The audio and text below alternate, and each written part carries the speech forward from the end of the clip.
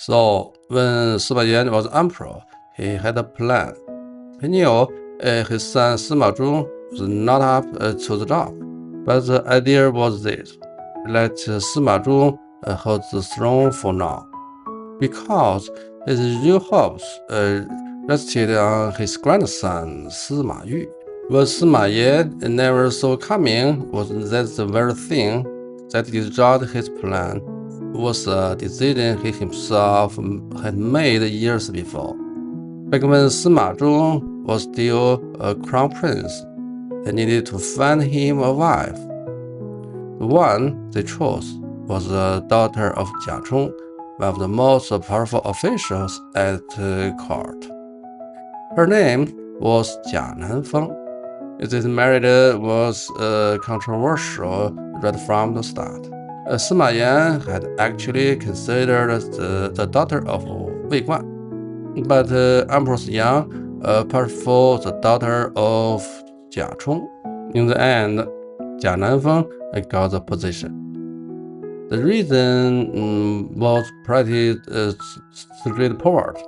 Jia Chong was one of Sima Yan's most important allies.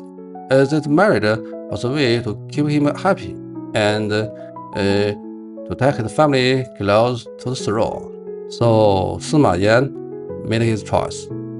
And just like that, Jia Nanfeng entered the palace. But the real trouble started after she got in. Her fierce and forceful nature showed itself very quickly. The history books say she was intensely jealous and had even helped pregnant Elizabeth with her own hands. She also started getting involved in political affairs, and her methods grew harsh and harsh.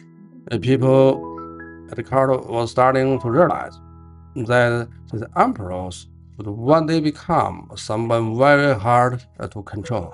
The warning signs were already there, but nobody took them seriously. Everyone just thought, this is not my problem to worry about, not yet. And while Jia Nanfeng was moving closer and closer to power, the other person, Sima Yan, had placed all his hopes in, was slowly growing up. As a boy, Sima Yu was everything Sima Yan had hoped for. There's actually a story left behind in the history books. One night, a fire broke out in the palace.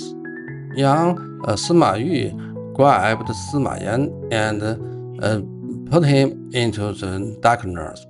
He said, the flames were too bright, and might be spoiled by soldiers in the chaos. That moment really impressed Sima Yan. He thought, this boy stays calm under pressure. He's going to do great things. But as he got older, Sima Yu started showing a very different side. The recorder described him as arrogant, wasteful, and lost in pleasure. The boy Sima Yan had believed in so much, it seemed to be slowly turning into someone else entirely.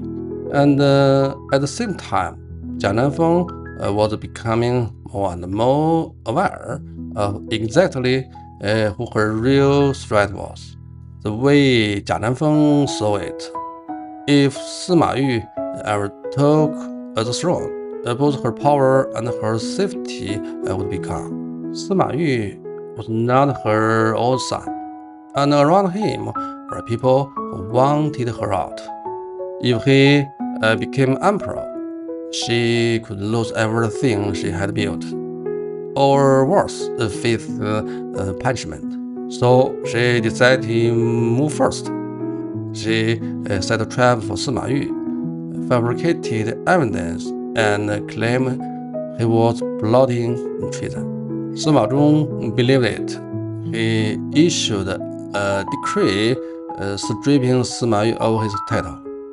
Sima Yu was removed and locked up at Jinyong Castle. Not long after, he was killed. The plan Sima Yan had built around his grandson fell apart completely. But that was not the end of it. Not even close. Sima Yu's death is a fuse. Sima Lun seized the moment. He launched a coup. The thing it was to avenge the crown prince. Nanfeng was overthrown and forced to take her own life. But Sima Lun did not stop there. He went after the throne himself. And this time, everything fell apart. After that, rival princes took turns fighting over the capital. The throne was like something burning hot, passed from one hand to the next. By this point, the emperor was no longer the one holding power. He had become a tool in the hands of those who were. The last man standing after the war of the eight princes was Sima Yu, the prince of Donghai. Sima Yu was Sima Yan's nephew. Once he had things under control, he needed an emperor, someone he could manage. He looked around and picked Sima Zhi. Sima Zhi was Sima Yan's 25th son and Sima Zhong's young brother. He had no power base of his own, no strong backers. He had stayed out of the bloodshed the whole time. And that was exactly why he was a perfect pick for Sima Yue. In 306, Sima Zhi took the throne, becoming Emperor Hui of Jin. Not because he was the best choice, not because anyone truly wanted him there, but because at that moment, he was the one still standing and just barely acceptable to everyone involved. The plan Sima Yan had once been so sure of was now unrecognizable. The throne ended up with a son he had probably never seriously thought about, in a way he could never have imagined. Looking back at all of this, there's one thing really worth pausing on. After Jia Nanfeng entered the palace, the warning signs were already there. Concern about who she was and how she operated, people had already noticed. But those concerns did not change a single decision. Later, plenty of people at the court could see how harsh Jia Nanfeng was becoming. But seeing something and actually take it seriously are two very different things. And Sima Yu himself never really understood how dangerous his position was, or what it could cost him. It was not that there were no signs. It was that when the signs appeared, everyone had their own reasons to think, not my problem, not right now. By the time everyone realized just how serious things had become, it was already too late.